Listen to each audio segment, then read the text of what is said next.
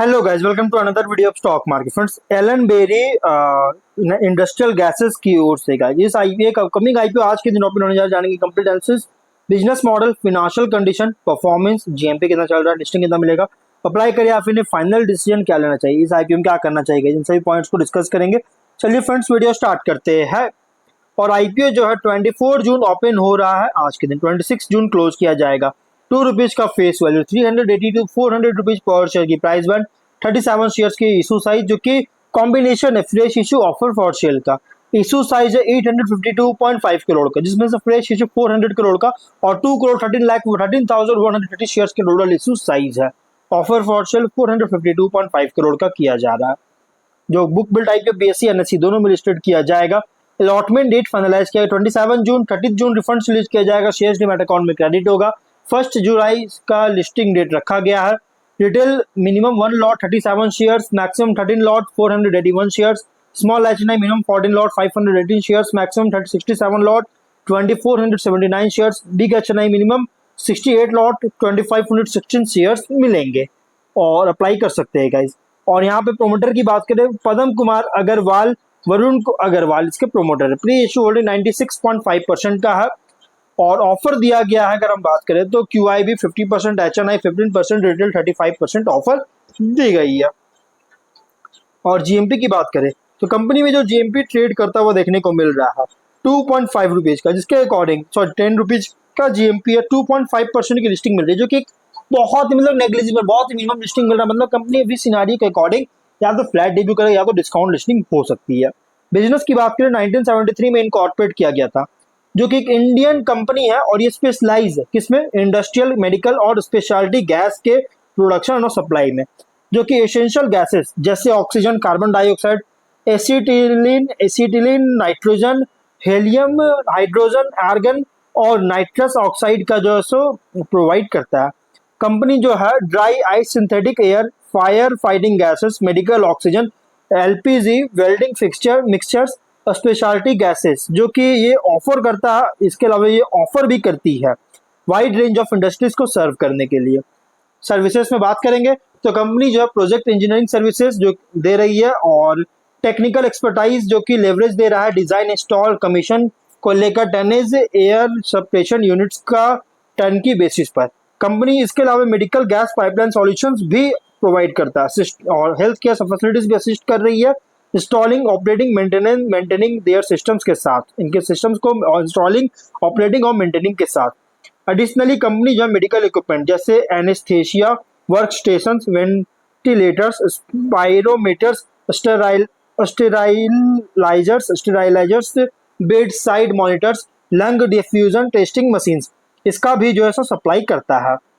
Company जो है अलग अलग कस्टमर्स को सर्व कर रहा है। 3 कैटेगरीज में क्लासिफाई किया गया है, जिसमें बल्क कस्टमर जो कि सप्लाई करता है लिक्विफाइड गैसेस के साथ क्रायोजेनिक टैंकर्स के थ्रू।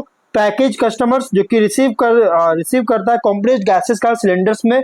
और ऑन साइट कस्टमर्स जो कि प्रोवाइड करता है ऑन साइट गैस सप्लाई के साथ और operation and maintenance services provide करता है। इंडस्ट्रीज जो सर्व कर रही है इसमें है गाइस स्टील, जो कि गैसेस को जो है लीडिंग स्टील मैन्युफैक्चर जैसे जायराज इस्पात, राष्ट्रीय इस्पात निगम लिमिटेड जो कि स्टील मैन्युफैक्चरर्स है, इनको गैसेस सप्लाई करती है। फार्मास्यूटिकल्स और केमिकल्स जो क्लाइंटल की बात करें डॉक्टर रेड्डीज और लॉरस लैब्स।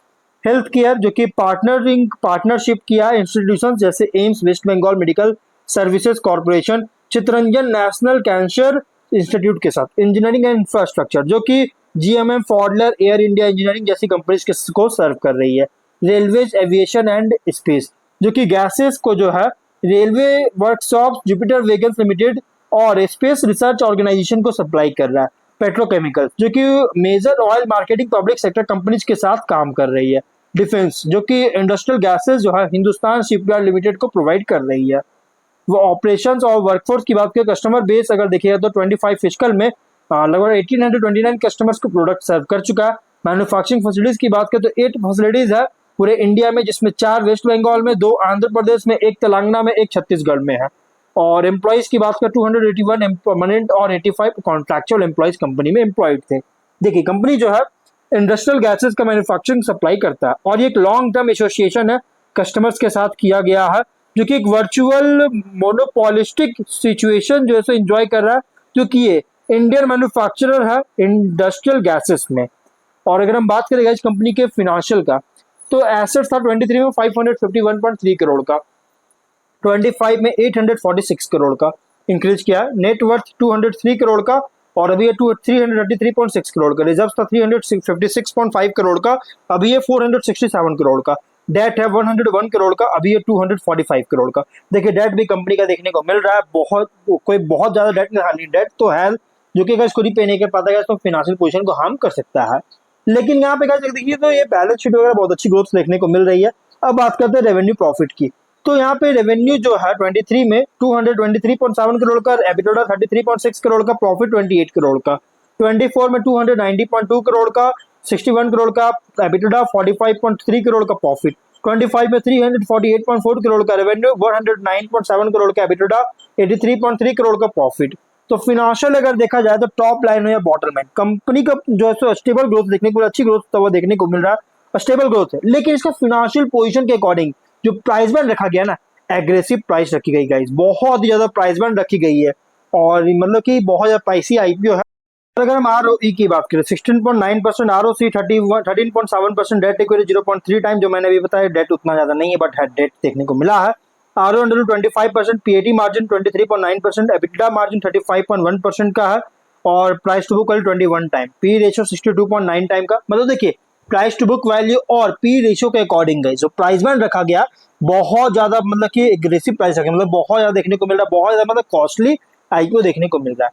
इसमें कुछ रिस्की पॉइंट भी, तो रिस्की पॉइंट क्या क्या है गाइस, तो देखिए मेजर शेयर जो है कंपनी का रेवेन्यू डिपेंड करता है फ्यू कस्टमर्स पर। टॉप 10 कस्टमर्स की बात करेंगे तो कंपनी जो है 22 में 31.7%, 23 में 37.5%, 24 में 40.9%। और ये की कस्टमर्स को में अगर से कोई भी लॉस होता है या फिर डिमांड में डिक्रीज होता है तो एडवर्सली अफेक्ट करेगा बिजनेस और ऑपरेशंस और फिनेंशियल्स को। कंपनी का बिजनेस डिपेंड करता है स्पेसिफिक इंडस्ट्री जैसे pharmaceuticals, chemicals, steel, infra, defence, aerospace, others पर जैसो इसके डिमांड पर जैसो कंपनी का बिजनेस डिपेंड करता है। अगर इन सेक्टर से डिमांड में डिक्लाइन आता है तो कंपनी का जो इंडस्ट्रियल गैसेस इसका नीड भी रिड्यूस होगा, जिससे कंपनी का ओवरऑल परफॉर्मेंस को अफेक्ट करेगी।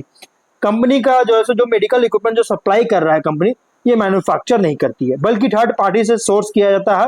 और इसीलिए गाइस कोई भी क्वालिटी इश्यू होता है तो डायरेक्टली कंपनी का रेपुटेशन ऑपरेशन को हार्म कर सकता है। क्यों? क्योंकि कंपनी खुद इसको सप्लाई कर रहा है, भले खुद मैन्युफैक्चर नहीं कर रही बल्कि सप्लाई खुद तो करी, जिससे कंपनी का नाम तो जोड़ रहा है, उसी कारण से हार्म कर सकती है। 24 के according total trade receivable 45.3 crore का, अगर इसको रीपे नहीं कर, अगर ये ऑन टाइम कलेक्ट करने में फेलियर होता है तो निगेटिवली इम्पैक्ट करेगा फिनेंशियल कंडीशन और बिजनेस को। और 8 में से 4 मैन्युफैक्चरिंग फैसिलिटी जो है वेस्ट बंगाल में, और इसीलिए वेस्ट बंगाल में adverse political, social, economic, environmental development होता है जो डिस्टर्ब करेगा ऑपरेशंस को, जिससे इम्पैक्ट करेगा फिनेंशियल हेल्थ को। कंपनी डायरेक्टर प्रोमोटर्स जो है ऑन गोइंग लीगल प्रोसीडिंग्स में इन्वॉल्व है, एडवर्स जजमेंट के कारण डेट्रीमेंटल कर सकता है बिजनेस प्रॉस्पेक्ट्स को। कंपनी का रेवेन्यू लार्जली डिपेंड है दो प्रोडक्ट्स पर, ऑक्सीजन और नाइट्रोजन, जो कि कंट्रीब्यूशन देखा जाए ऑक्सीजन का 58.3%, 48.3% का, 48% का। नाइट्रोजन की बात करेंगे तो 28.7%, 37.7% का, 37.3%। और इसीलिए इन दोनों में गैसेस में से किसी में भी अगर डिमांड में डिक्लाइन आता है तो एडवर्सली अफेक्ट करेगा कंपनी का फिनांस को।